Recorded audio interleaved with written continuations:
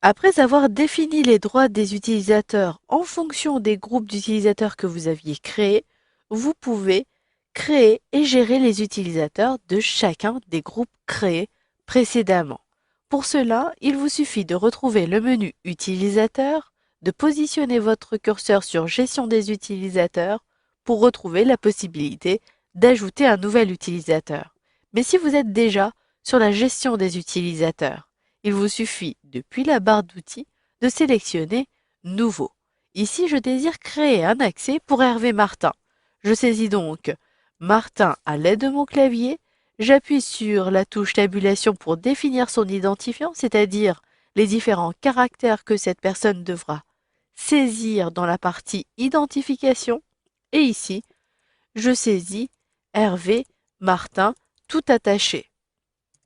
Ensuite, je saisis son mot de passe. Vous n'êtes pas obligé de le faire, mais si vous le définissez, vous pouvez avoir un mot de passe basique par défaut que vous donnez automatiquement à tout le monde et vous pouvez imposer à ces personnes de modifier son mot de passe dès son inscription ou dès sa connexion. Je saisis donc deux fois le mot de passe pour vérifier qu'il n'a pas d'erreur à l'intérieur. Ensuite, je saisis l'adresse email d'Hervé Martin. Il s'agit d'hervé.martin@omotique.fr.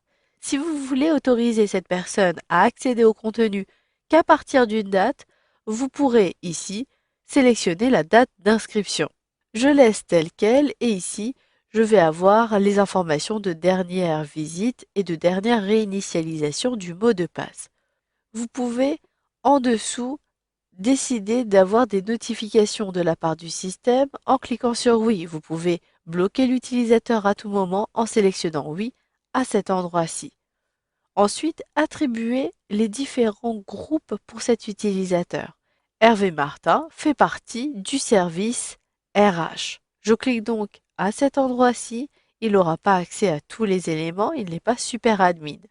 Vous avez ensuite les paramètres de base pour choisir sa langue par défaut pour l'administration par exemple, le template par défaut à utiliser.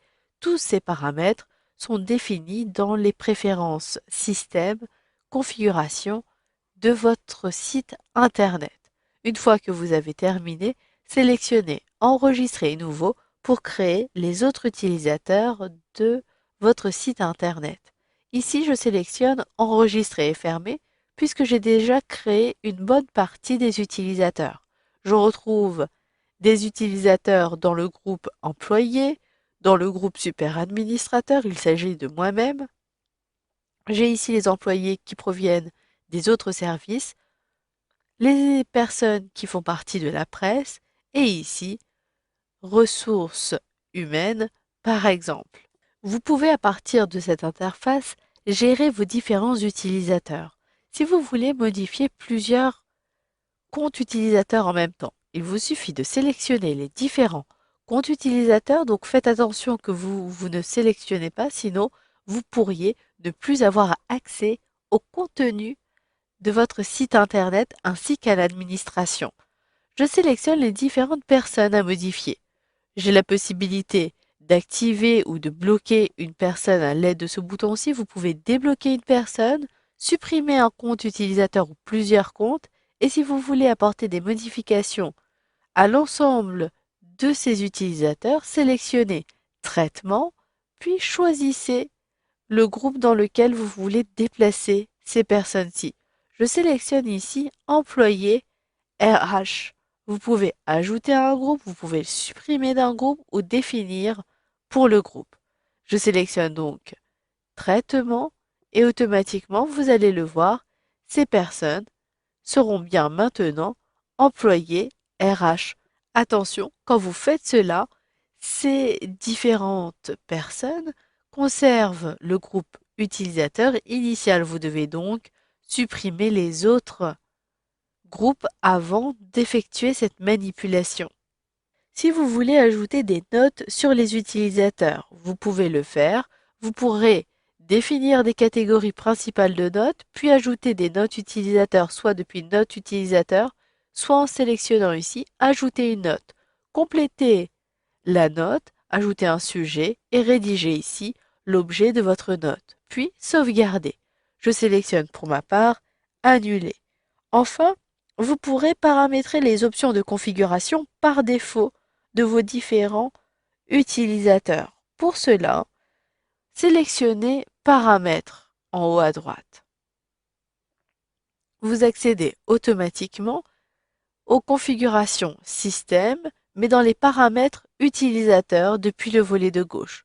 Vous pourrez par exemple autoriser d'autres personnes à s'inscrire. Il vous suffit de sélectionner Autoriser l'inscription des utilisateurs. Choisissez le groupe des utilisateurs qui se sont inscrits. Donc, par défaut, il s'agit de public, mais vous pouvez très bien choisir un autre groupe. Le groupe des visiteurs peut être modifié également. Et vous pourrez ici notamment permettre d'avoir la langue du site. Vous pouvez décider de contraindre l'utilisateur à sécuriser son mot de passe avec une longueur minimum, le nombre de chiffres dans le mot de passe, le nombre de symboles et de majuscules à avoir pour sécuriser leur mot de passe si vous avez notamment du contenu sensible sur votre site internet et également votre administration. Un peu plus haut, vous avez l'onglet Droits qui vous permet ici de modifier les droits pour cette extension Paramètres des utilisateurs. Vous pourrez décider que les employés ou certaines personnes du service RH pourront ici gérer et configurer les différents accès pour les utilisateurs. Voilà, vous savez donc maintenant comment créer et gérer les utilisateurs de votre site internet.